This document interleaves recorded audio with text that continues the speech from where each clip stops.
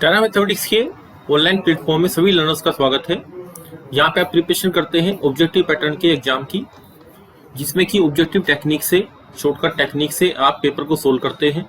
Time saving की जो problem है उसको दूर करते हैं। फैकल्टी मेंबर जो आपको टीच करते हैं वो नेट गेट क्वालिफाइड है। DSSP PGT में रैंक 1 2014 में उन्होंने अचीव किया है। अगर आप शॉर्टकट टेक्निक के साथ लेक्चर कोर्स करना चाहते हैं या फिर टेस्ट सीरीज करना चाहते हैं कंबाइंड फॉर्म में, तो डेमो के लिए इस नंबर पे कांटेक्ट या व्हाट्सएप कर सकते हैं। अब देखिए, डिफरेंशियल इक्वेशन का जो हमारा टॉपिक चल रहा था उसमें 2-3 टाइप हमने कर लिए थे। अब जो थर्ड टाइप आपके पास है तो इसमें हम स्टडी करेंगे नेक्स्ट टाइप की, जिसमें कि आप पर्टिकुलर इंटीग्रल निकालते हैं, linear differential equation with constant coefficient. अब इसको सोल्व करने के लिए आप क्या करेंगे, यहाँ पे जो आपको FD दिया हुआ है इसको आप चेंज करेंगे किसी भी एक टाइप में 1 + phi ऑफ d, कोई फंक्शन बनाएंगे। यहाँ पे 1 बनाने के लिए इस FD के अंदर कुछ कॉमन लेना पड़ेगा आपको, अभी काउंटर एग्जाम्पल से आप सीखेंगे, या फिर 1 - FD phi d की पावर -1 बनाएंगे। अब यहाँ पे 2 एक्सपेंशन आपको सीखनी जरूरी है कि जब हम 1 + x की पावर -1 का एक्सपेंशन करते हैं तो 1 - x + x² ऑल्टरनेट साइन आते हैं आपके positive negative up to infinity, या फिर 1 - x की पावर -1। 2 फॉर्मेट आपके पास यहाँ पे बनेंगी, क्योंकि जो phi d हमारे पास है वो अपोन में है, 1 FD जो हमारे पास है वो अपोन में है।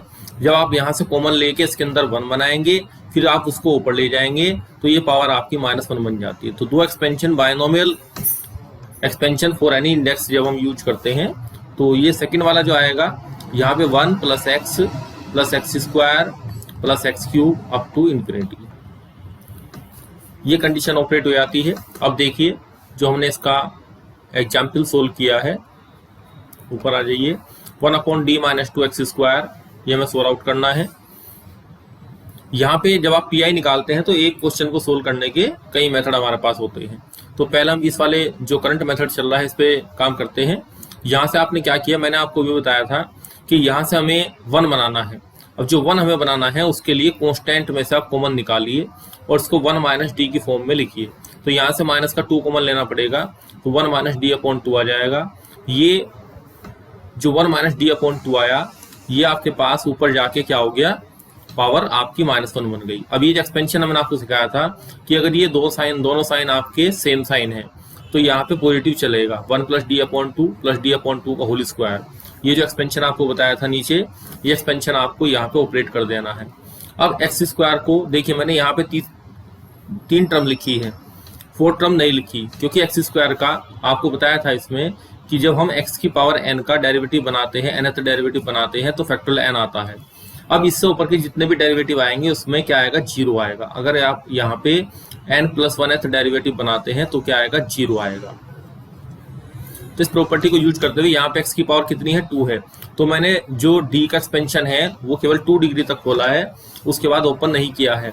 और यहाँ पे आपको दिखा भी दिया है कि x² जब यहाँ पे मल्टीप्लाई होगा 1 में तो x² देगा, फिर 1/2 पहले से ऑलरेडी यहाँ है, फिर d ऑफ x² निकालेंगे। d ऑफ x² का मतलब x² का डेरिवेटिव 2x आ जाएगा। अब यहाँ पे d² आप क्या निकालेंगे, x², तो सीधा आपका 2 आ जाएगा, फैक्टोरियल 2 आ जाएगा, बात एक ही है, 1/4 आएगा यहाँ पे। और इससे आगे जितने भी x की यहाँ पे d³ आएगा, d4 आएगा, वो सब कितने हो जाएंगे हमारे पास, ये सब वैल्यू 0 हो जाएंगी जो मैंने डिनोट की है। तो ये हमारे पास क्या आ गया, इस मेथड से पर्टिकुलर इंटीग्रल निकल के आ गया। अब हम एक क्वेश्चन पे काम करेंगे। क्वेश्चन देखिए, हमने जो क्वेश्चन आपके जो लिए हैं इस लेक्चर के अंदर, थोड़ा सा जो बढ़ता हुआ डिफिकल्टी लेवल है उसके हिसाब से लिए हैं। देखिए, यहाँ पे आपका क्वेश्चन है d² + d - 6 × y, ये डिफरेंशियल इक्वेशन आपको सोल्व करनी है।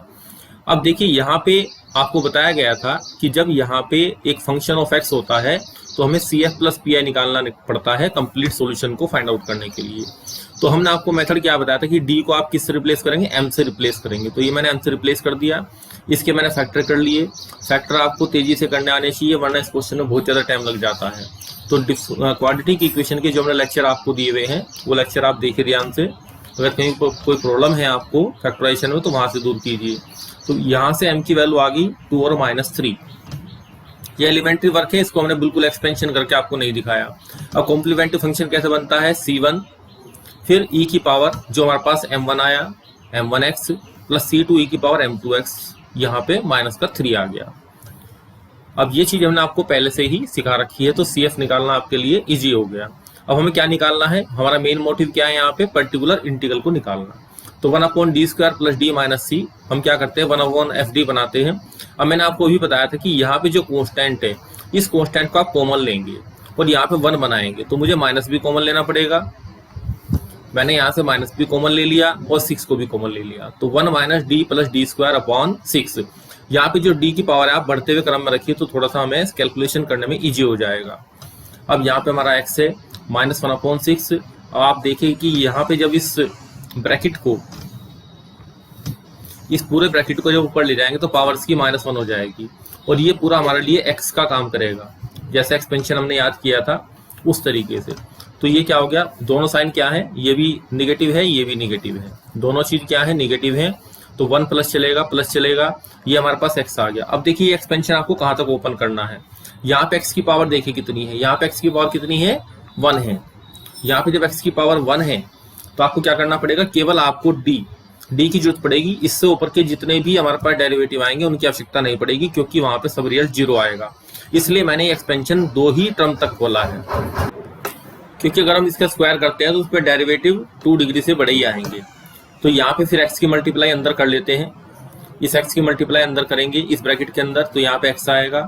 फिर आप क्या करेंगे, d प्लस d²/6 पे x ऑपरेट करेंगे, तो यहाँ से x का डेरिवेटिव 1 आएगा, 6 तो नीचे रहेगा, प्लस जब इसका d² करेंगे तो 0 हो जाएगा। तो इसलिए मैंने यहाँ पे सीधे क्या लिख दिया है 1/6 × 1 लिख दिया है, और बाकी सब हमारे पास जो डेरिवेटिव आएंगे वो सब 0 आएंगे।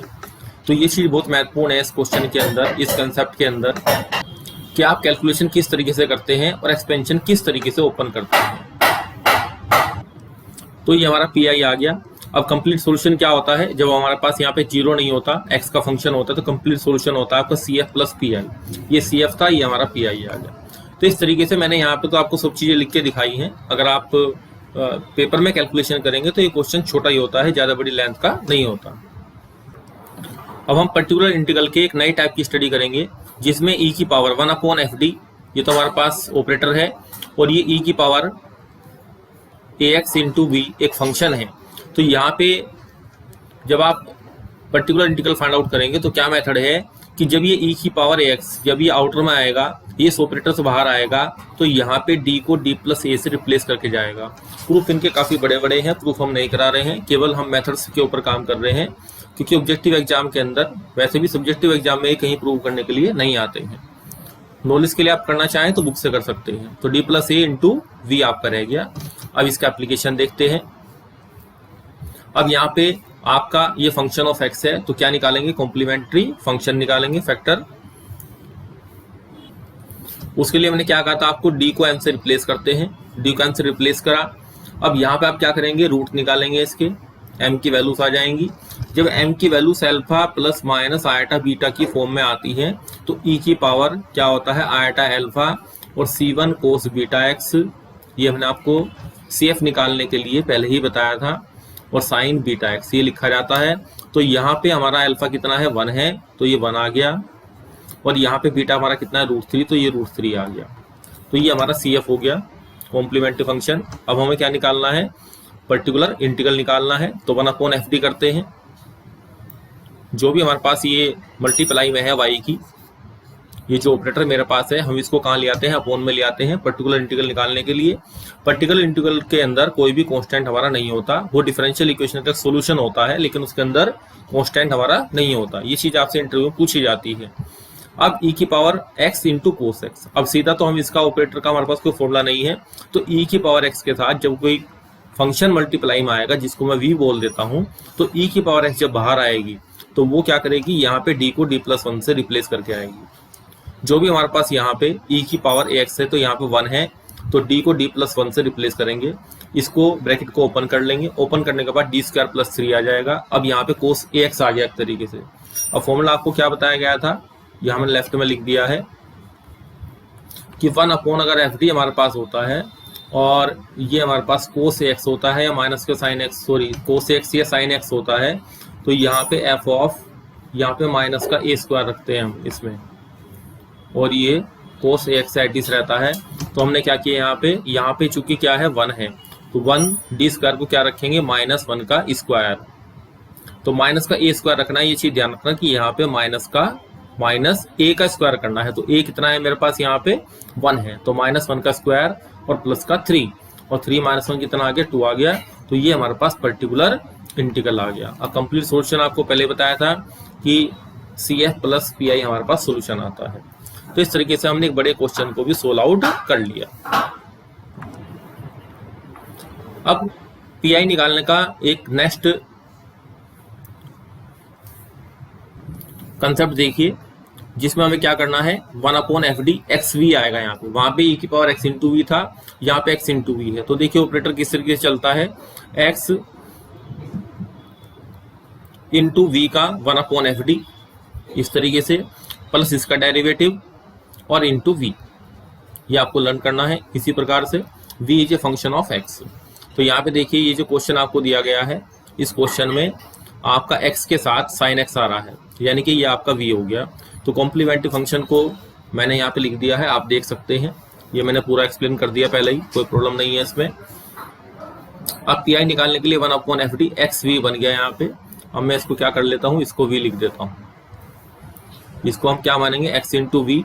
तो यहाँ पे इस फंक्शन को आपने v मान लिया, तो x into 1/FD of v, ऊपर से जो फॉर्मूला हमने ऑपरेट किया था इसको देखते रहिए, इंटू अब यहाँ पे आपको जो FD है 1/FD हमारे पास है, यहाँ देखिए ध्यान से 1 ऊपर फॉर्मूले में 1/FD का डेरिवेटिव करना है with respect to the d, ये चीज महत्वपूर्ण है।